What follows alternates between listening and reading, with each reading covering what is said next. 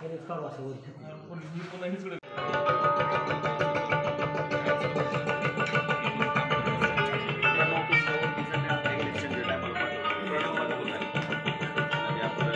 सामाजिक क्षेत्रामध्ये अग्रेसर असणारे आमचे विद्यार्थी विकास कदम यांच्या शुभ हस्ते कार्यक्रमाचे आजचे अध्यक्ष माननीय श्री बबनरावजी घोलप साहेब यांचं स्वागत या ठिकाणी होत आहे।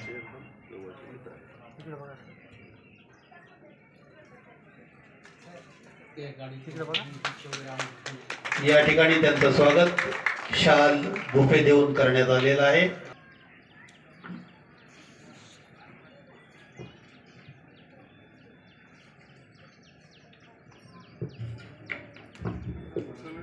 श्री संत गुरु रविदास महाराज की राष्ट्रीय चर्मकार महासंघाचा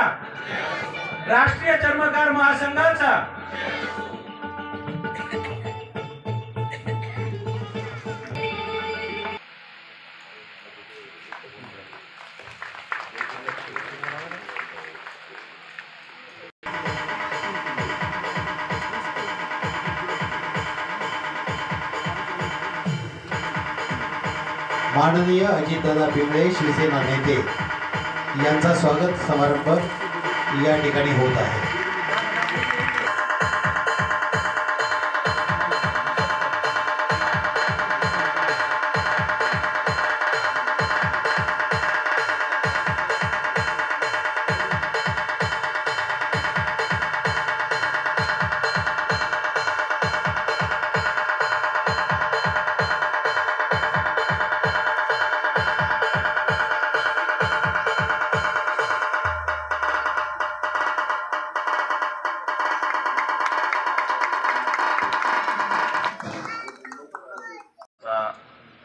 गुणगौरव सोहळा आणि जयंती उत्सव या कार्यक्रमासाठी उपस्थित असलेले आदरणीय माननीय श्री बबनरावजी घोलप नाना या राज्यामध्ये असे अनेक लोकांना हिंदू हृदय सम्राट शिवसेना प्रमुख माननीय बाळासाहेब ठाकरे यांचा परिस्पर्श लाभला आणि त्यामध्ये मला वाटतं की बाळासाहेबांच्या काळामध्ये नाना आपण सर्वात तरुण असताल। 1995ला ज्यावेळेस आपण पहिल्यांदा मंत्री झालात त्यावेळेला आम्ही कॉलेज जीवनामध्ये 12वीला शिकत होतो। मतदानाचा पहिलाच अधिकार आला होता आणि त्या काळामध्ये हिंदू हृदय सम्राट शिवसेना प्रमुख बाळासाहेब ठाकरे यांनी असे अनेक लोक घडवली। त्यामध्ये कधी कुणाला अपेक्षित नव्हतं की मी साधा नगरसेवक बनन, असे लोकांना आमदार खासदार फार मंत्री बनवलं। त्यामधील खरंच आपण एक नशीबवान आहात असे श्री बबनराव घोलप साहेब आताच या कार्यक्रमाच्या व्यस्त वेळेमुळे गेलेले भारतीय जनता पार्टीचे शाहूसाहेब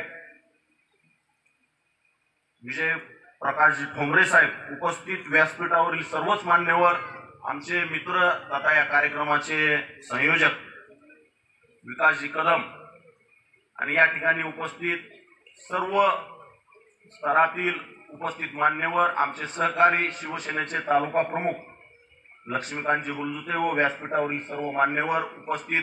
मल्हारदादांनी सांगितल्याप्रमाणे या मंदिरासाठीच नव्हे तर या समाजासाठी ज्या काही अडचणी असतील त्या अडचणी सोडवण्यासाठी आम्ही निश्चितच प्रयत्न करू। खरं तर या ठिकाणी सभा मतदारसंघासाठी त्यांना नगर विकास खात्याकडून काही निधी मिळाला होता, परंतु त्यांनी त्या निधीमधले पैसे त्यांच्या मतदारसंघाच्या बाहेर हे कळम असताना सुद्धा त्यांच्या मतदारसंघातला निधी कपात करून या ठिकाणी निधी दिला। आगामी काळामध्ये या ठिकाणी जे काही आपल्याला मदत लागेल ती मदत करण्यासाठी निश्चितपणे मी एक आपला सहकारी म्हणून जी काही लागेल ती मदत देण्याचं या ठिकाणी आपल्याला शब्द देतो आणि पुनश्च एकदा आपल्या सर्वांचे आभार व्यक्त करतो। संत गुरु रविदास महाराजांच्या जयंतीच्या निमित्तानं आपल्या सर्वांना शुभेच्छा देऊन त्यांना विनम्र अभिवादन करून मी माझ्या वाणीला विराम देतो। धन्यवाद। जय हिंद।